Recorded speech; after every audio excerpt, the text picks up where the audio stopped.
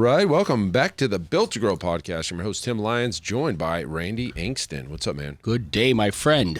It's my birthday tomorrow. I know, you're old. 21. You know, we usually do like a birthday deal or something. We didn't do that this year. Oh, well. Maybe there's time. There's still time. You're joining. Couple announcements. Actually, we probably got some ads running, so you obviously know about the giveaway of the InBody and the Grow Summit. Let's jump right into today's topic, since that's checking that box over there. All right, so constant competition popping up around you. Maybe you're in an established area. Like I could throw a rock to several gyms around here, but you know what? None of them really worry me at all. Yeah, they're not taking clients by any means. They're not taking clients. In fact, we probably get more clients from any of these other places than lose them. And you got to think about like what is making people leave your facility. Like they join your gym, they have goals, they get into your program, they do the workouts, they do the things, and then I'm gonna go somewhere else, or I'm gonna quit and not do anything. Yeah. And you have to start asking yourself questions. So like anytime we lose somebody, I'm digging in. Like, Jack, what did they say? What did they say? Like, what was the reason? You know, and a lot of times there's a lot of stuff out of our control. But I will tell you this. Most often, you're not ever going to get the real story. Yeah, the truth. Yeah. The truth. You know, the default one's money, because it's hard to argue. People, you know, times are tight. Like, things are going up in cost. And, you know, somebody just said, I just saw an article today, like 40 or 60% of Americans think fast food is now a luxury because of the cost. So if McDonald's is hard to pay for, imagine what they're thinking when it comes to their fitness. Well, I also saw a family of four cost $11,000 more this year than last year, just based on household food and clothing and stuff like that. So yeah, look, inflation's real. Bidenomics is real. It's costing people more money. We're printing more money to give away, and that makes our dollar worth less. Yada, yada. But at the end of the day, there's always going to be a bucket of people that have money that aren't going to just quit because of that, right? They've got the money. They don't have to worry about inflation, a couple, whatever here, percentage points here and there. So the question becomes like, what makes you different as a facility? What is the guy down the street saying to his customers? Fitness, nutrition, accountability. That's what we offer. That's what you offer. That's not what we are. That's not what we're telling the market, but that's what they're telling their market. And you got to look at the delivery of the actual workouts that you're doing in your facility. I think there's a newfound knowledge of really what's going on from the consumer side. Sure. They're smarter now. They understand what they're getting now. They're looking for more customized approach to their workouts.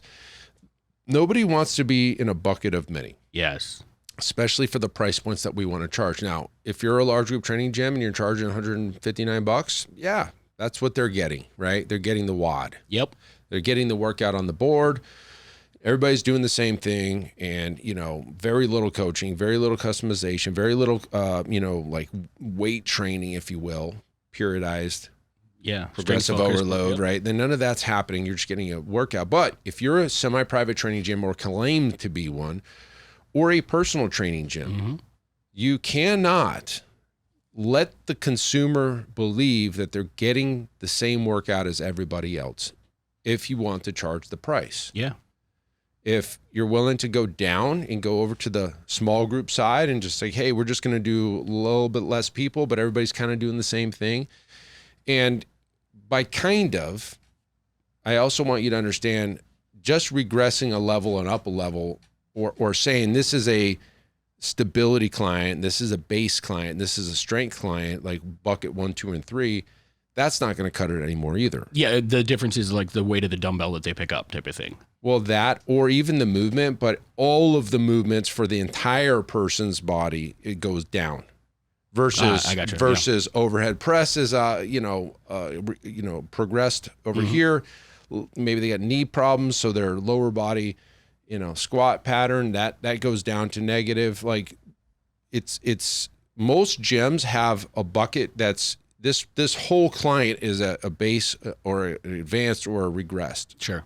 And that's all the movements. Yeah. So then half of what they're training isn't getting any progression. Yes, and we see that a lot too. In fact, pretty cool story. I didn't know about this story until we were at the Redline conference, and Zach was on stage and presenting us, the little bit more about programming and what we do here.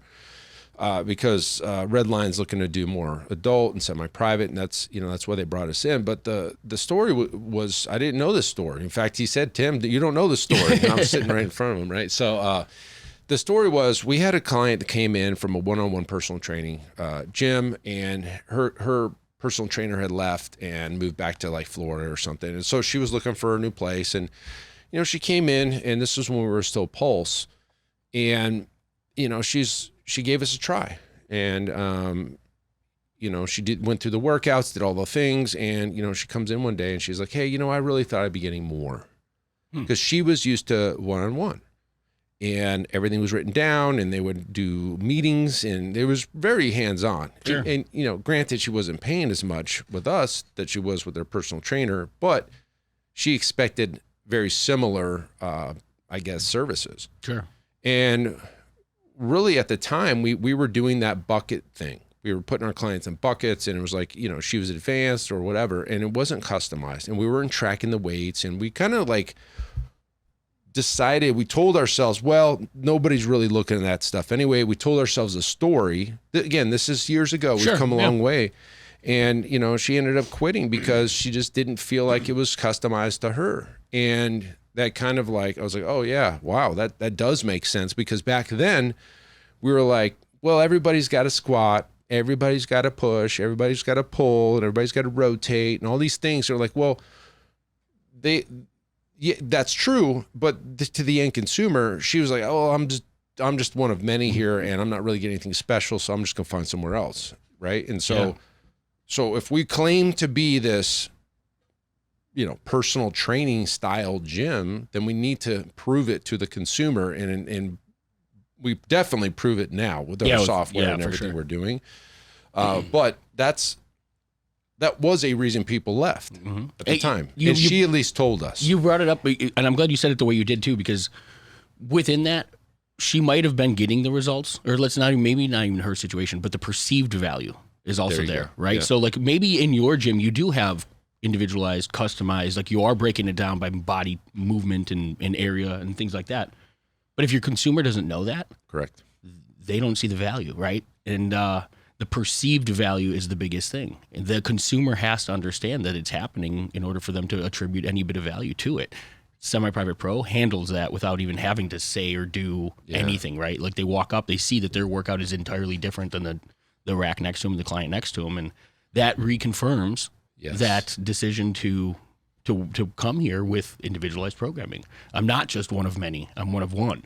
Yep. And in a shared cost environment, right? We're borrowing time with the trainer. That's about it. Yep. But if you look at the spectrum of fitness solutions, right, from one-on-one, semi-private, small group training, with the gyms that we're talking to, the gyms that I talk to all the time, I can almost, just by their retention rate, almost tell you what type of training that they provide. Because right now, I mean, if you're in a group model, it is tough to be out and around. I mean, everybody's doing it. If you look at the last 10 years, like it exploded. Yep. Any between the Orange Theories, the F45s, like some of the big dogs out there. Boot camps. Even like, the boot camp style, like it became the popular thing, that style of training, and everybody ran and now offers it. But now it's that red ocean. I mean, every gym is offering just a different variation of a similar workout, and even big box gyms offer the boot camp style HIIT training. You see it in big box gyms all the time. And half the time it's part of a $29 membership. Correct. Like you're competing against like out here, like our mountainsides and things like that. Yeah, exactly. They have those classes running, and it's unlimited classes with your membership. Yep. The consumer's got that same option. They're looking at your $159 gym and saying that's the same thing I'm getting for $29, and I get the whole gym. Anytime I want. There's a basketball court. Well, the key to that is the price point alone might make them want to join, because if they see, oh, well, it must be different, but then they leave, right? They join, they experience, and then they leave with a bad taste in their mouth. They didn't get the value that they thought, because the $29 gym's got this for nothing. It's part of the cost of the membership. When Orange Theory themselves is saying that retention is 3 months, Dude. It's not a question of how can I just go do that and do that way better at this point. It's this solution for fitness this is the legs that it's got. It's not going to take you're not going to have 6, 7, 8 year retention when you can't customize programming and tailor it to the person in front of you. You can expect them to be looking somewhere else for the next thing. And look, I would tell you this, if you could go all in on semi-private, that's what I would do. But if you're a gym that's just so embedded in large group training and you wanted to add a layer in there and eventually move everybody up to there, I think that's probably an option. Yeah. I know it's an option because we did it here. So the kicker here is that you almost, when you add semi-private training to a large group training gym, it's hard to do. Well, depending on what you give them over there, that's a different story. But I would tell you this, it's hard to do this, but you almost have to talk shit about the boot camp style. You know what I mean? Kinda, yeah. Well, this semi-private's superior to that. And it's like, well, wait a minute, this is all you used to do. Well, yeah, we found a better way. We've evolved. Yeah. We've evolved. Yeah. And we have a Iron Circle member, Casey Wash, and he's just been a longtime friend, and he did a great job converting his whole gym, which was large group only, class-based, to a semi-private model by being transparent. We found a better way. In the best interest of you, consumer, there you go. I don't feel it right to continue to train you this way when I know this way exists. And he pulled the Band-Aid off. He had a couple of cool things that he was able to do because he moved the locations within the same shopping center, just a couple suites down. And by doing that, it was like the trigger. Yeah. It was the reason he could do it. But that was the communication he gave to his consumers. Like, hey, you know what? We've been doing this for years. We thought it was the right way. And we believed that to be the right way. But today, with what I know now, this is a better way. And our clients get better results and all these reasons why over here. And he was able to do that. And now he's in a category of one because, again, semi-private training, as much as you, the consumer, thinks everybody knows what it is so unique to the end consumer. When they finally realize what it is, most often you're going to hear this say, oh my God, this is what I've been looking for. I didn't know this existed. I'm getting the attention I need, the customization that I need. It's strength training, which is what I want and what I need. And at the cost that's affordable here. It's the perfect hybrid of all of these things. In most, the consumers never even have heard about it. Yeah, they didn't. Yeah. And you said that too, like the consumer doesn't, or the clients don't even understand that, or didn't know. It's a little arbitrary to them still. I honestly think that gym owners feel the same way. Because the problem is it's not difficult. You said it's hard to bring in that new layer. Well, it's like anything else, there's work to do. I was saying it was hard to talk shit about. I got you. That's where I was going with that. Yeah. It's hard to talk shit about the baby that you've been doing for 10 years. Dance with the one that brung you, right? Yeah. No, but at that point, if I'm the consumer, if I'm coming to you as the solution for my fitness and health needs, and you come to me and you say, hey, we've found a better way. We've spent our time. We've educated ourselves. We've invested in the latest and greatest of what we can provide for you. This is the path. Your clients are going to love that, right? You're not forcing them out of what they're doing already. You're introducing them to something that they should have been doing, or could have been doing a little longer. Yeah. And it goes back to like the painting it in the eyes of the benefit of the client. Nobody wants to pay more money. And if you're doing, if you're making that transition and it does come with a higher cost, you better be damn clear of what the value and the benefits of that higher cost program provides. Individualized programming is far superior than throwing people in a room and expecting them to get great results when they're all doing the same thing, And then the question the trainer gym owner is going to have, how do I do that at scale? Yep. And honestly, we did it with clipboards for a long time.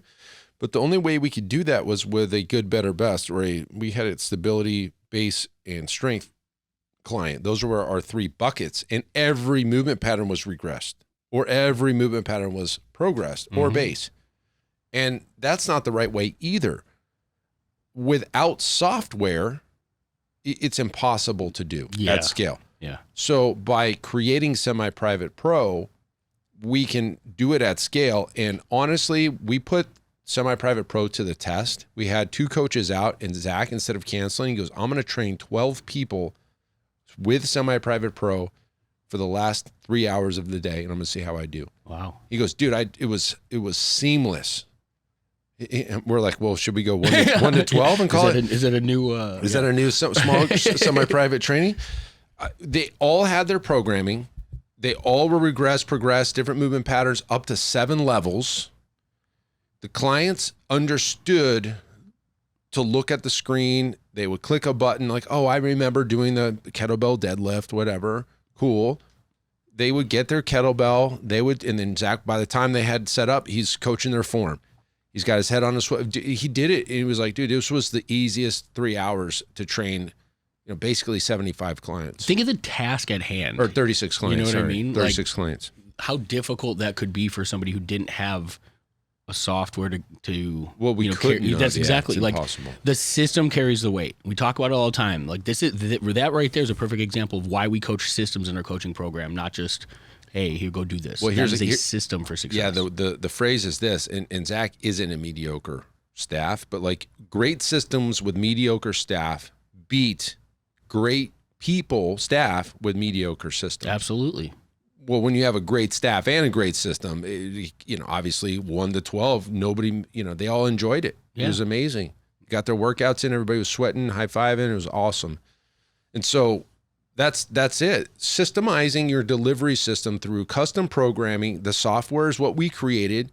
And by the way, guys, we like white label this software. If you don't even know that, we haven't really marketed it at all. We're just, we solved our own problem, and we got about, I don't know, I think there's 22 gyms using it now, and they all love it. And we're constantly doing updates to it. But the point of this episode is not to sell semi-private pro. It's to tell you guys, it's like the end consumer is smarter than they've ever been. They're looking for a specific price point. They want a specific value. And if you're just putting people in buckets, or you're doing the WOD and everybody's doing the same thing, you're going to lose in the long run. You're going to lose clients. They're going to quietly quit. They're going to disappear. They're going to go join somewhere else, because really, what are you really giving these folks for that price? Yeah. And from a business standpoint, wouldn't you love to have a higher priced membership per client? Wouldn't you love to keep them months, maybe years, maybe multiple years longer, right? Like that right there just tells me that you're in a better position, you're more successful. Yeah. Right, you've got more zeros coming into the bank account from the one client or the amount of time that they're staying. Yeah. And yet the transition, I think, scares a lot of gym owners. The arbitrariness of, how do I deliver that? How do I do it? What does that look like? I mean, even we're working with a coaching client this morning, and they're bringing semi-private in, and first, that was his question. It's like, hey, do you guys have another gym that you've worked with in the area that I want to see what that looks like? That's how I am. I want to see it. Yeah. And I think a lot of gym owners are that way. And they're going from one-on-one to semi-private, which is a different way, right? The hardest, guys, I'm going to give you the hardest scenario that exists. If you're a large group training gym that delivers customized workouts with weights, with reps and sets, and nothing's for time, and you're not just doing as many reps as possible, or if you're not doing sets of like 50 and everybody's doing the same thing, if you're doing strength training in a large group environment, to take that model and try to switch it to semi-private, which will feel the same to the consumer, and try to charge more because you got less people, that's a hard road. That's the hardest of the transitions that we've worked with, And it's very difficult because we're trying to show the value. You're over-delivering in your large group training. The way you fix that is you got to slowly take away shit out of the large group training until it's down to body weight, every minute on the minute type shit, AMRAPs, 30-second interval type deals. Then you bring in semi-private. Yeah. Like, that's the hardest. And people are listening to this, the first thing I would do, and again, this is getting long on this episode, but the first thing I would do in that large group environment where you're over-delivering, it was get away from sets and reps altogether and go for times. Hey, guys, we're going to do as many reps as possible in 30 seconds on, 10 seconds, 20 seconds off, or whatever it is. 1 minute on, 1 minute off. Do intervals over there, as many reps as possible, and do rounds.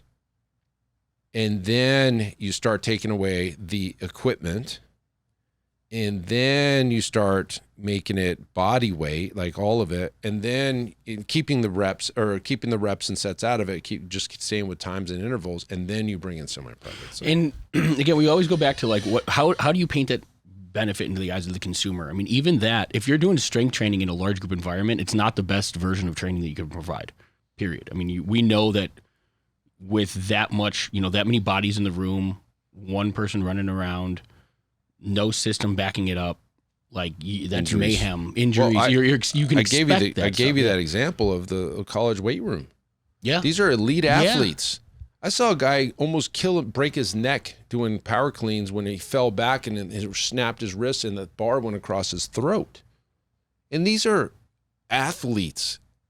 If you're trying to do that with mom and dad, dude, you're in trouble. Yeah, yeah. And so that's the way that you go about it. I mean, you've been over delivering, yes, from a, I don't know, business standpoint in a way, but at the end of the day, the safety, the security, the product that you're providing for that client, you're putting them at risk, and so I think that all has to kind of go into the conversation of the transition. Like, hey, we do enjoy this style of training. We do want to keep weights. We want to push the strength training component, progressive overload, but we have to differentiate because we don't want you doing that in a high intensity environment, fast paced, 20 people wide. We're going to make this a little bit safer. We're going to focus on the strength training and individualize it for you. And then if you want to go get hot and sweaty and run around and burn some calories today, maybe you still have your boot camps. Yeah, that's a perfect way to do it. I think that's the only way I think you can make that transition. Yeah, take a hard look at what you're doing, guys. There's definitely better ways to do it. And, this episode was about why people may be leaving you. And this is obviously a for sure one, especially when you look at the retention of an Orange Theory. It's every, sickening, I said, I mean, if every time I'd have a call with gym owners, the retention is more often tied to the service, not other problems in the business. Good point. All right. Hopefully that gets your wheels turning, gym owners. That's it for this episode. Until next time, keep changing lives. We'll see you on the next show. Bye. All right. And thank you for listening to that episode of the Built to Grow podcast, where we help gym owners win. Now, do you want to connect with me and other gym owners online? All you need to do is join our private Facebook group, Business Talk with Fitness Professionals. Just head on over to Facebook and type in Business Talk with Fitness Professionals. And when you do, we're going to give you our 10 marketing strategies 7-figure gym owners use to win. I look forward to seeing you in the next episode. Until then, keep building something great.